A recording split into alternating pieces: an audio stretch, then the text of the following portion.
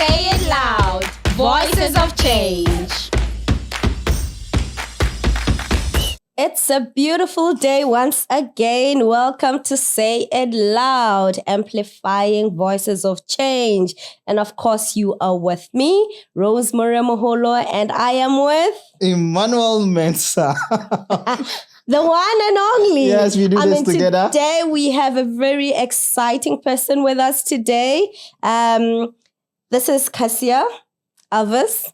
He'll get into details about herself, but what we know so far, she is a doctor, PhD holder in communication and development.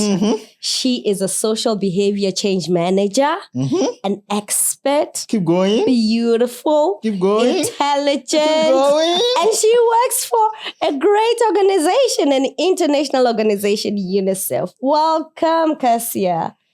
Thank you, Rose and Emmanuel, for having me here. Do you know one thing? Uh-huh. She loves football.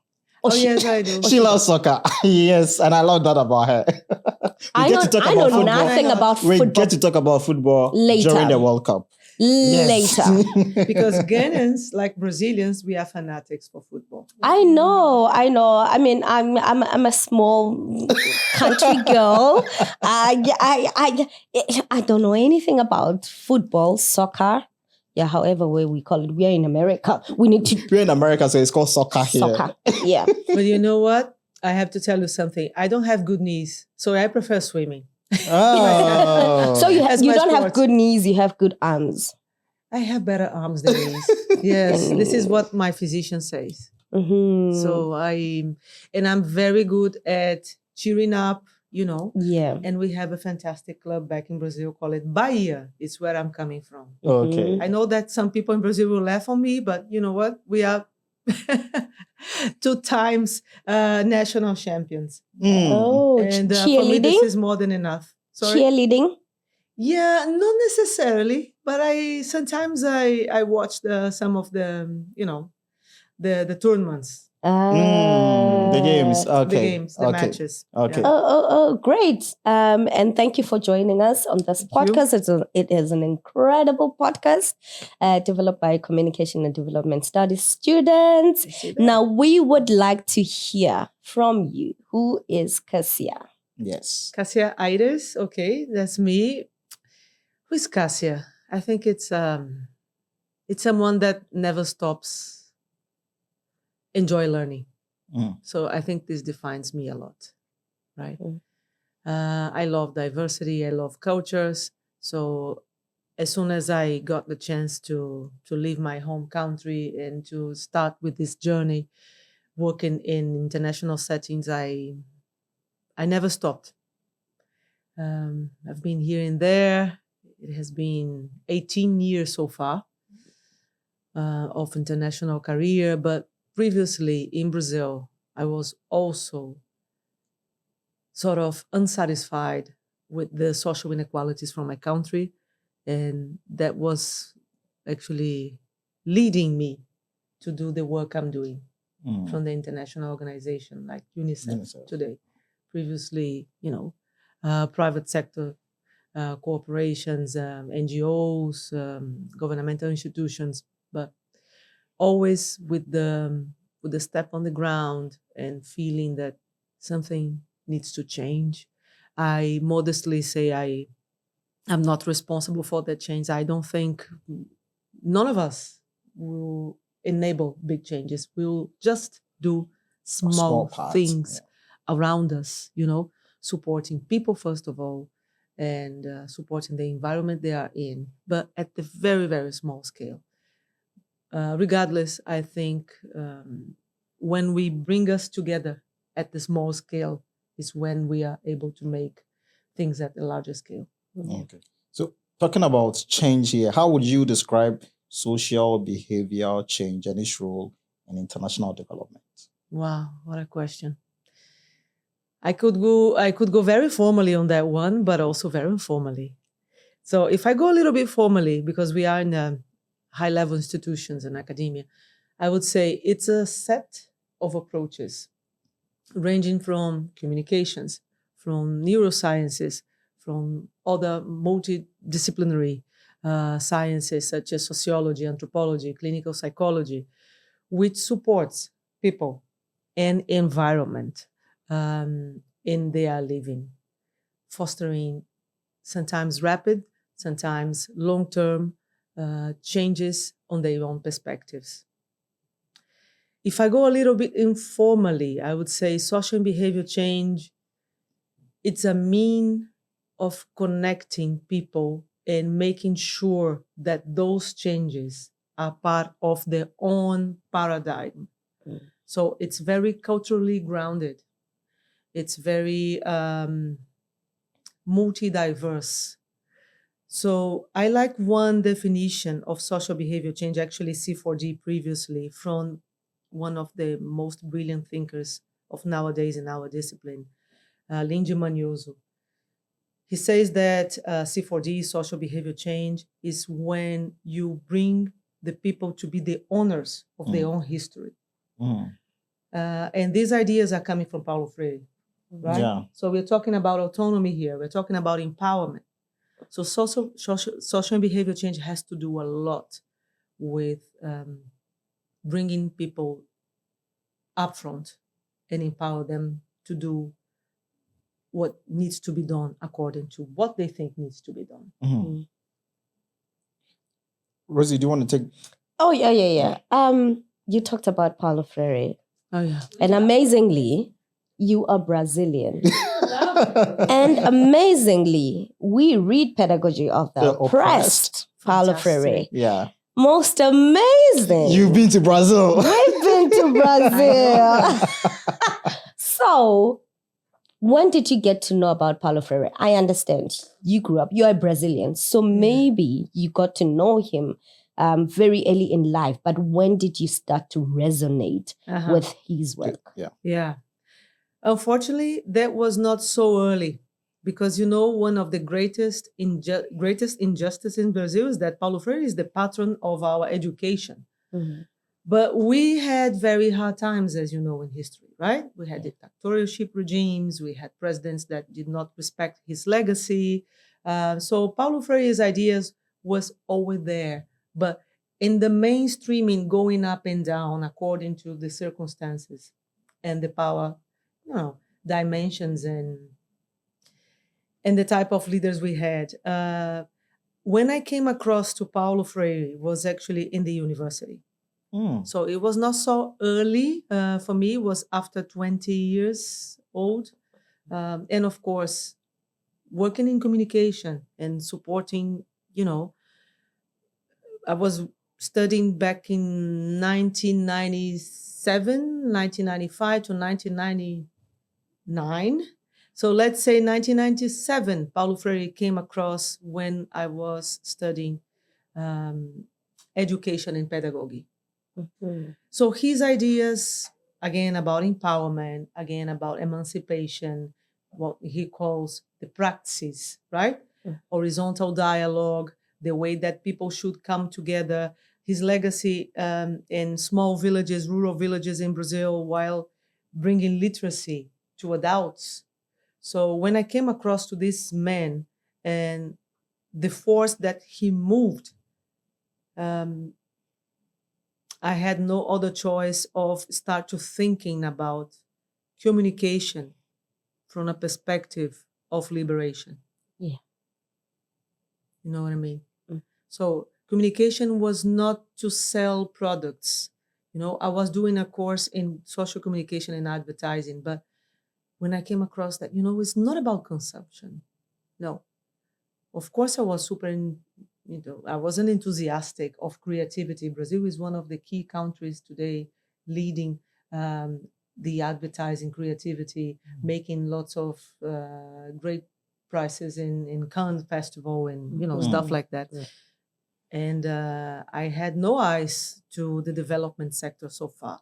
But then some of these ideas coming back to the reality I was in, an Afro-descendant culture, 80%, people coming from Afro-descendant origin in Salvador, Bahia, plus the ideas of Freire, plus, the legacy in Brazil when it comes to dictatorship regime, the 27 years we had.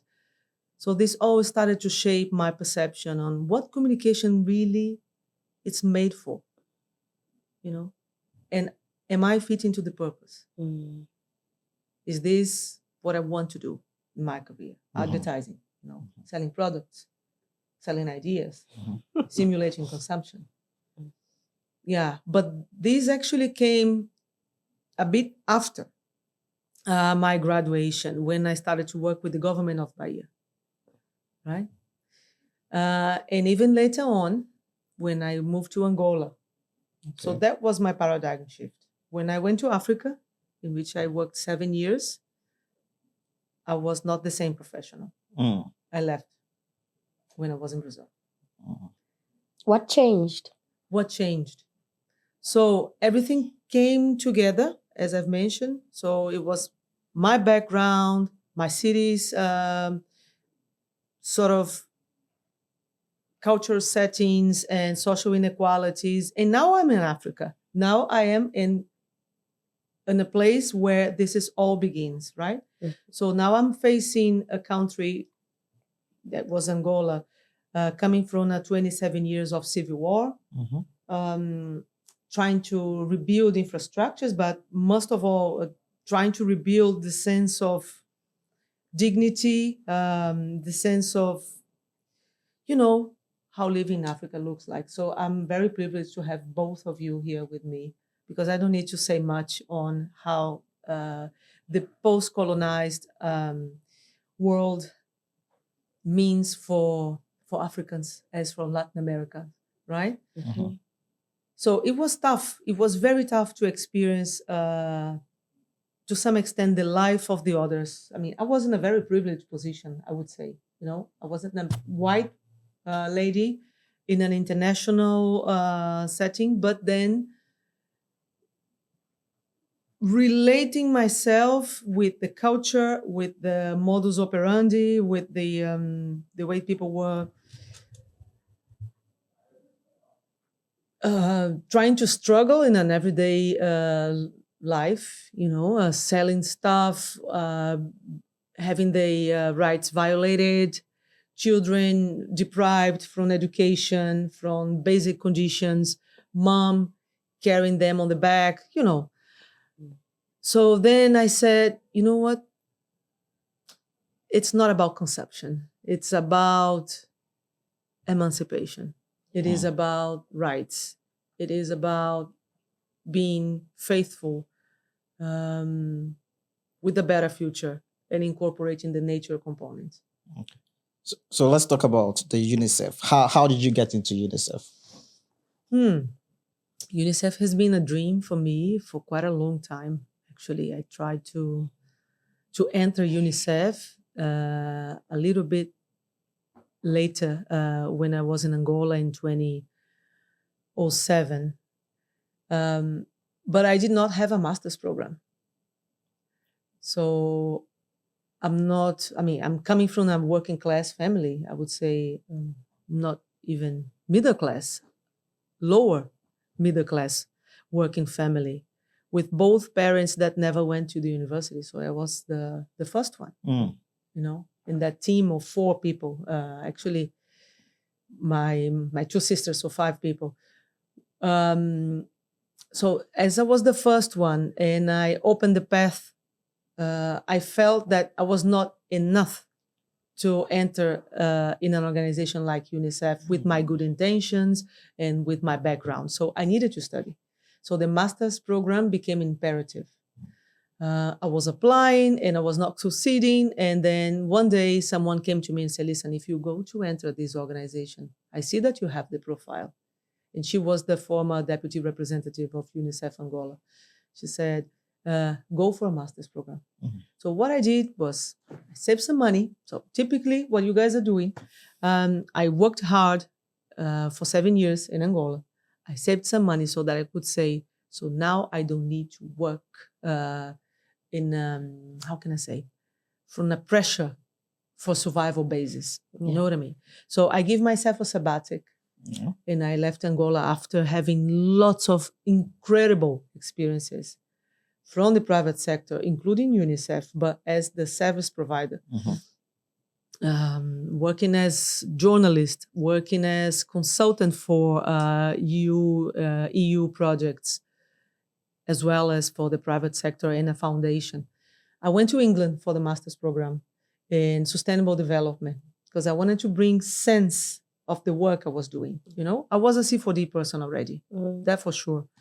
But then what about going deeper and understanding what are the power dynamic and the social inequalities generating the world I was seeing? So it was super important for me to do that master's. It was one academic year only. It's a shorter one in Aston University, Birmingham. And then, so then that opened up for me the opportunity to work with UNICEF for the very first time. And it was immediately. The moment I finished, I went to Finland for a consultancy. I was back and I was with consultancy in East Pacific, a regional office, UNICEF. So I was super amazed and I said, wow, it made through. Dreams come true. Yeah. But I wanted some more. It was a consultancy for 6 months. I wanted to be part of the staff, as a fixed term appointment. So I worked harder and I worked harder and I worked harder. And we are talking about at least 6 years. So my first appointment happened in 2019. And I went to Afghanistan and I grabbed that opportunity because that was my door opening, Fixed term. Exactly. The moment I saw that it wasn't re-advertising, so they are not finding the person, I'm going to apply. So 2 weeks later, I was invited for that interview. It was super, I was thrilled. And I said, my goodness, it's real. It's really the chance I needed, to finally to come to the organization I always dreamed of. And I made it. I made it. So more or less 1 month, I was having my PhD. So I was a PhD student when that happened.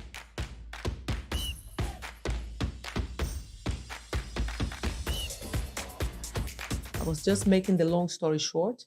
After Africa, Thailand. And then after Thailand, I went back to Brazil for 6 months. I found an opportunity for a scholarship in Portugal, in which I started my PhD program in C4D, Communication for Development. I was living a very nice, pretty life. I have to tell you, how, eventually being in Europe look like being in the US. Life is very convenient. You have everything, right? Yeah. Except sometimes for the weather, which I don't like the cold one. I was pretty happy there. I was having a stable life. I was working in between, but then door opened and they said, "That's Afghanistan, Cássia." So I know that was a very risky country, but I did not think twice. This is where Jamila and Parwana, they were part of my team. We have a very beautiful story together. I arrived in Afghanistan in November 2019. And there was no manager there for quite a long time. The team was everywhere. And my former supervisor, which is an amazing person, someone that for me is a role model, she said to me, first of all, you need to bring this team together. And second, I want you to think about a sustainable SBC, C4D at the time, strategy. So these are your two immediate accountabilities. Grab it. So guess what happened? I was very happy trying to engage with the team and, to figure out how can we make this strategy come, getting to know the stakeholders with a lot of tension in the air. So the de facto authorities were not in power yet. So they're trying to push to be in power. So you cannot imagine the level of tension. We've lost some colleagues in that struggle. Exactly. But then COVID-19 came in March 2020. Yep. So all my plans of having a, sustainable development sort of assignment actually were converted into an emergency assignment. So we needed to deal with something that we never dealt before at that proportion, right? So the country was in a lockdown. I happily traveled to the provinces to provide them with some support. So Afghanistan is a brilliant, beautiful country. But this is all to say that it was completely different from what I imagined. We were responding then to risk communication and community engagement and not necessarily making a strategic and sustainable approach come off the ground. But anyway, I invited a well-known consultant by you, José Paulo Araújo, to be part of the team in Afghanistan. Yeah, it's a small world, isn't it? Yeah. Yeah. So he was the one with me creating a beautiful character called Aisha. So we put together the strategy. So I made that happen at the same time as dealing with two enormous things. First of all, the COVID response.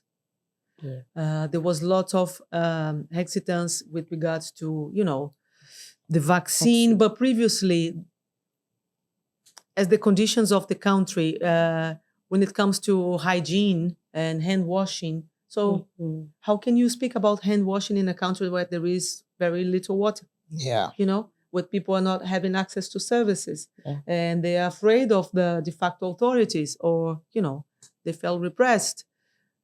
Anyway, super difficult to come through it, but we made fantastically with the support of religious leaders. So that was a very important stakeholder working with us. And the team was amazing, Parwana, Jamila, Dr. Farid, Niazmal, Asma.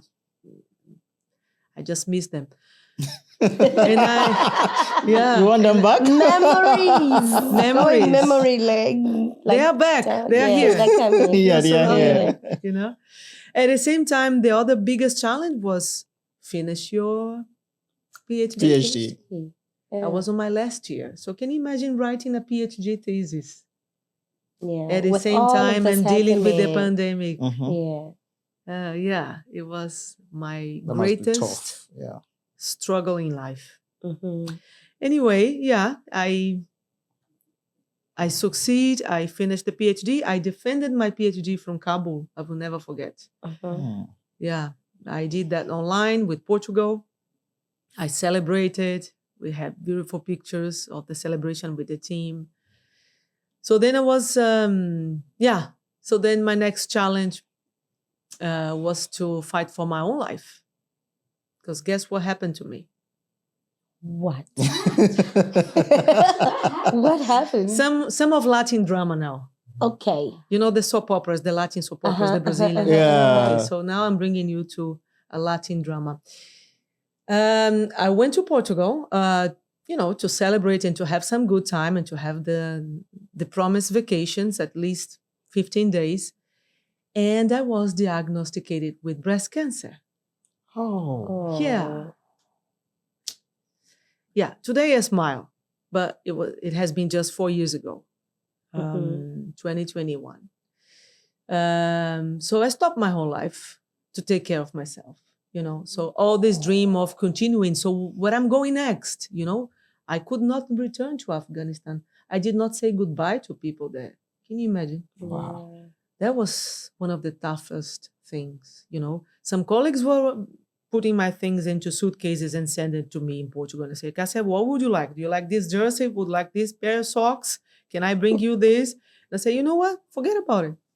But anyway, they send you those boxes back to me. And I had to say goodbye online to the team. I left the team. I never came back. And for me, that was super painful. But of course, I was worried about my own health condition, right?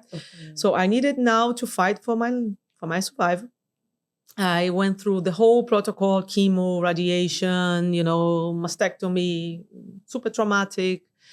But I was in a good company of my family and friends. I received lots of support. It was one of the beauties of my life, was being surrounded by The people loved ones. which I felt love and care.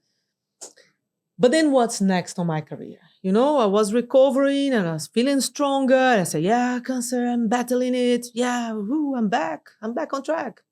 So where to go? There was an announcement of a very promising position, which there was a managerial gap as well. And I was looking at it and I say, I want to go there. I want to go there. I want to go there. And I want to go there for Yeah. various reasons. First of And all, this was still with UNICEF. oh yes. Okay. Yeah, Okay. I was Mhm. UNICEF still. I Mhm. was just on certified sick leave. Okay. Exactly. And they opened the position in Panama for the Latin American and the Caribbean country office. Okay.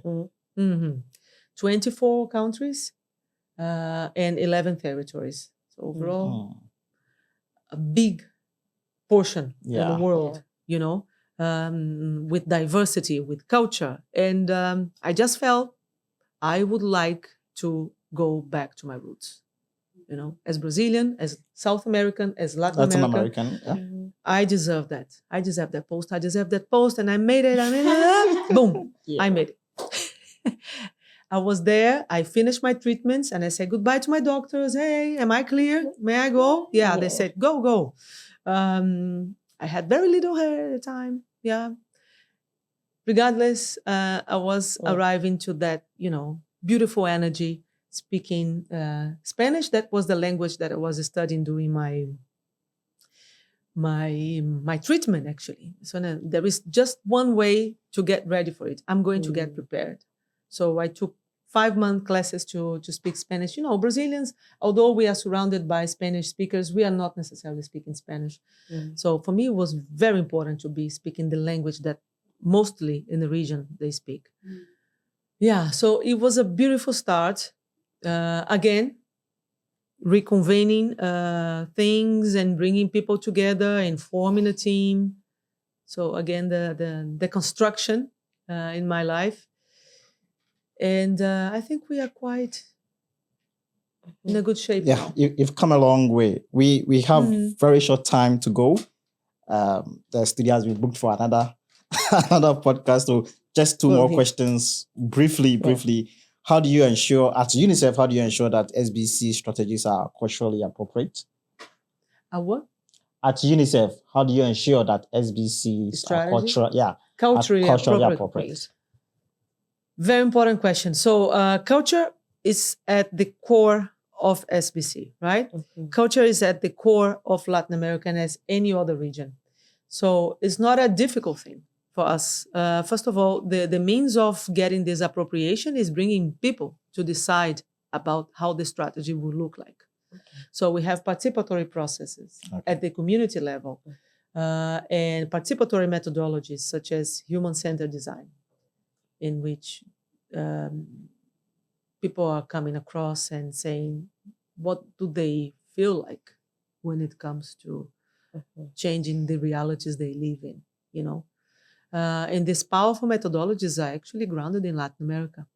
Yeah, again, we're talking about Freire. Again, we're talking about Orlando Falsboda, Colombian, and many others, theorists, you know, going for participation and cultural appropriate approaches. So we are just in our roots. Okay. So what are some of the barriers that, you face in your line of work in social behavior change? What are some of these major barriers that make it impossible for people to actually change their behaviors towards, good? Again, for me, it's we have several barriers at the system level. You know, sometimes the environment they are in, and we can talk about that from a south to south perspective, is not conductive. We don't want to change people's behaviors. It could sound very contradictory here, but this is not the aim. The aim is that we want to lead people to think critically about their realities, you know, and to make better and informed choices. But then we do that by, of course, information is an entry point. But then we support systems. We enable that the systems will be at the core and closer to what the citizens need. So, for example, if I take a mom which want to take a child to a vaccination health center, we want to make sure that that child will be well treated and that mom will be well treated. That place, the health facility will be open in the hours that the mom can get there. So it's much more than telling the mom to vaccinate the child. It's enabling the conditions so that when she knows the importance of this, because we are demystifying, the lack of trust and, the safety of the vaccines. This is very important. This is part of what we call the demand side. We also tackling the supply side. So that's the way we ensure that, people will take better decisions and they will sustain those decisions across time. They will. I'm very curious, just shortly, why did we move from communication for development, C4D, right? Am I getting that? Yeah. Yeah, C4D to SBC. Or what is then the relationship between C4D and SBC? The relationship is complete. We are leveraging from C4D. We are not growing SBC from nothing. It's actually an SBC, a C4D stuff, a C4D set of approaches. So all the community engagement component, all the participation is in there, and the communication approaches too. So what is changing is that we are giving emphasis to the systems, to strengthening the systems, to strengthening the supply side, to strengthening partnerships, to strengthening neurosciences and understanding what people are doing, what they're doing, and eventually having some experiments and testing and innovating. So it's beyond communication. And the notion of communication for development is that communication is there to solve those development issues.